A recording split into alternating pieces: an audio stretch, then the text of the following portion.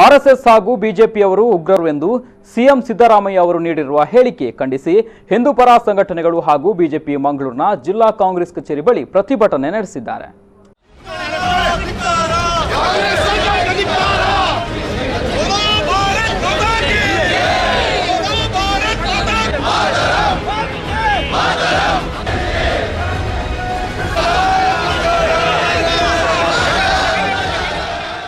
ಪ್ರತಿಭಟನೆಯ ಬಳಿಕ ಮಾತನಾಡಿದ ಮಾಜಿ ಸಚಿವ ಕೃಷ್ಣ ಪಾಲೆಮಾರ್, ನಮ್ಮ ರಾಜ್ಯದ ಸಿಎಂ ಸಿದ್ದರಾಮಯ್ಯ ಅವರು ಬೇಜವಾಬ್ದಾರಿ ಹೇಳಿಕೆಯನ್ನ ನೀಡಿದ್ದಾರೆ.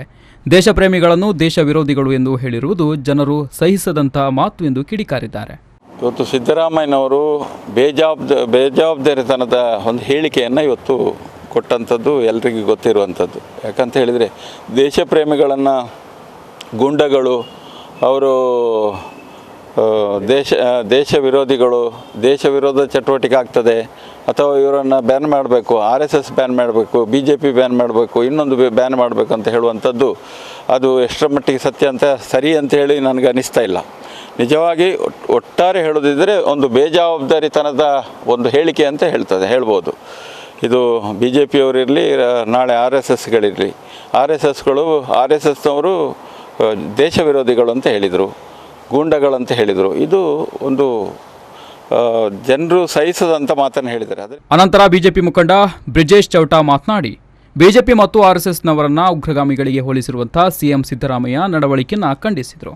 ಇಡೀ ರಾಜ್ಯದ ಹಿಂದೂಗಳು ಮುಖ್ಯಮಂತ್ರಿ ಸಿದ್ದರಾಮಯ್ಯ ಮತ್ತು ಕಾಂಗ್ರೆಸ್ ಪಕ್ಷದ ವಿರುದ್ಧ ಹೋರಾಟವನ್ನು ಮಾಡ್ತಿರುವಂಥ ಈ ಸಂದರ್ಭದಲ್ಲಿ ತಮ್ಮ ಮೇಲಿನ ಅಪವಾದವನ್ನು ಸರಿಸಲಿಕ್ಕೋಸ್ಕರ RSS ಮತ್ತು BJPಯನ್ನು ಉಗ್ರಗಾಮಿ ಸಂಘಟನೆಗಳಿಗೆ ಹೋಲಿಸಿರುವಂಥ ಸಿದ್ದರಾಮಯ್ಯನ ನಡವಳಿಕೆಯನ್ನು ಇಡೀ ರಾಜ್ಯದ ಜನತೆ ಖಂಡಿಸ್ತಾ ಇದೆ. ಕೇವಲ RSS ಮತ್ತು BJPಯ ಕಾರ್ಯಕರ್ತರಲ್ಲ, ರಾಷ್ಟ್ರೀಯ ಸ್ವಯಂ ಸೇವಕ ಸಂಘದ ಕಾರ್ಯಕರ್ತರು ಯಾವ ರೀತಿ ರಾಷ್ಟ್ರವನ್ನು ಕಟ್ಟಿದ್ದಾರೆ ಮತ್ತು ಯಾವ ರೀತಿಯ ಕಲ್ಪನೆ ಆಧಾರದಲ್ಲಿ ರಾಷ್ಟ್ರವನ್ನು ಕಟ್ಟಬೇಕಂತ ಯೋಚನೆಯಲ್ಲಿದ್ದಾರೆ. ಇದೆಲ್ಲವನ್ನು ತೂರಿ ಮುಖ್ಯಮಂತ್ರಿ ಸಿದ್ದರಾಮಯ್ಯ ಒಂದು ಬಾಲಿಶವಾದ, ಜವಾಬ್ದಾರಿ ರಹಿತವಾದ ಒಂದು ಹೇಳಿಕೆಯನ್ನು ನೀಡಿದ್ದಾರೆ. ಇದನ್ನು ನಾವು ಇವತ್ತು ಖಂಡಿಸ್ತಾ ಇದ್ದೇವೆ. ಇದೇ ವೇಳೆ ಪೊಲೀಸರು 100 ಮಂದಿ ಪ್ರತಿಭಟನಾಕಾರರನ್ನು ಬಂಧಿಸಿ ಬಳಿಕ ಬಿಡುಗಡೆಗೊಳಿಸಿದರು.